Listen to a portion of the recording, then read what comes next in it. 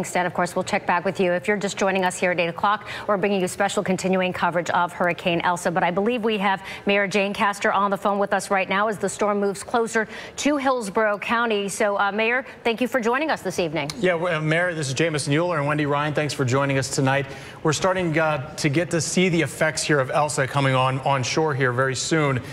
We keep hearing so much about the track here of Elsa being very similar to what we saw with Ada. Does that affect how the city approaches a storm like this, or is there kind of just a blanket way that you guys cover storms like this, a blanket plan that you have? Yeah, we do have a blanket. We do have a blanket plan that we utilize for approaching these storms. You know, we have all hands on deck. We've got our procedures that we exercise, working in coordination with the county, with the state, with everyone, HART, TICO, the airport, everyone in constant communication, making sure that our community can go safely through this storm.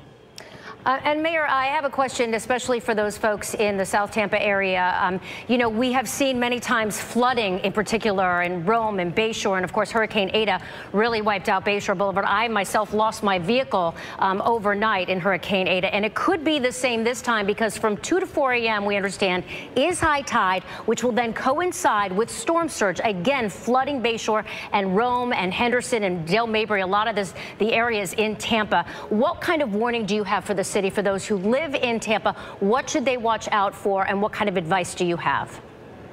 Well, that is the big concern for us, really, is the storm surge, you know, predicting anywhere from 3 to 5 feet. And these storms are unpredictable, and so we know that there are flooding issues with storms in South Tampa. We're already saturated from previous rainstorms. So what we're asking everyone is, if you know you're in those flood areas, then take the precautions necessary and do not drive into water that is standing. It's very, very dangerous, and we want everyone to be safe. We're asking everyone to stay inside this evening, stay away from the wind, and stay away from the and the flooding. Mayor, I know you've got the city's really been working extensively now the last couple of years, redoing all of the drainage systems, some of this old, outdated infrastructure that we have here in the city. How do you expect some of that now to hold up in this storm? Are you guys ready? Are we going to see maybe some better effects from this now that some of these drainage lines and sewer pipes have gotten an update recently? Yes, without a doubt. One of the first initiatives was in South Tampa. There's been many throughout the city to relieve this flooding. But also, in addition to that, our water, wastewater, our individuals are out there.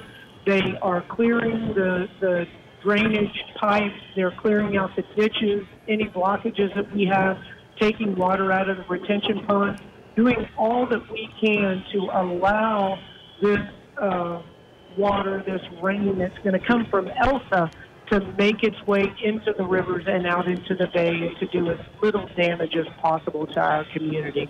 Mayor Castor, we often see that many people lose power.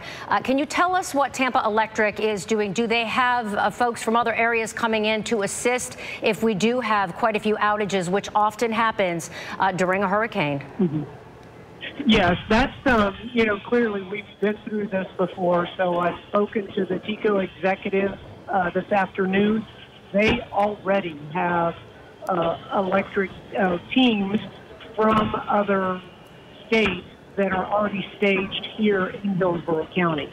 So they are prepared to get out there and get to work, making sure that, again, our community's safe, and if there are power outages, that they can get them restored as quickly as possible. And Mayor, just last question here for you, not to be flippant, but I know a lot of hockey fans and Tampa fans are kind of worried about how long this storm is going to drag out overnight into the morning. Any idea when we will know about tomorrow's Lightning game? And does the NHL stay in contact with your office through this whole process? Is it a back and forth here? How do they decide to keep this game on schedule for tomorrow night? Yes, we're going to make sure that our community is safe and that the Lightning will be able to hoist that Stanley Cup in the Amalie Arena tomorrow. So, You know, I am a rabid hockey fan, a huge supporter of the Tampa Bay Lightning, and we cannot wait to bring that Stanley Cup back home to Tampa.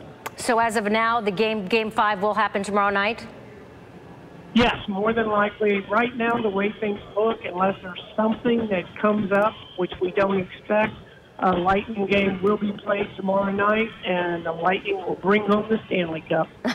All right. We sure hope you're right. Tampa Mayor Jane Castor, thank you so much for joining us this evening. Thank you for your time, and stay safe out there. Now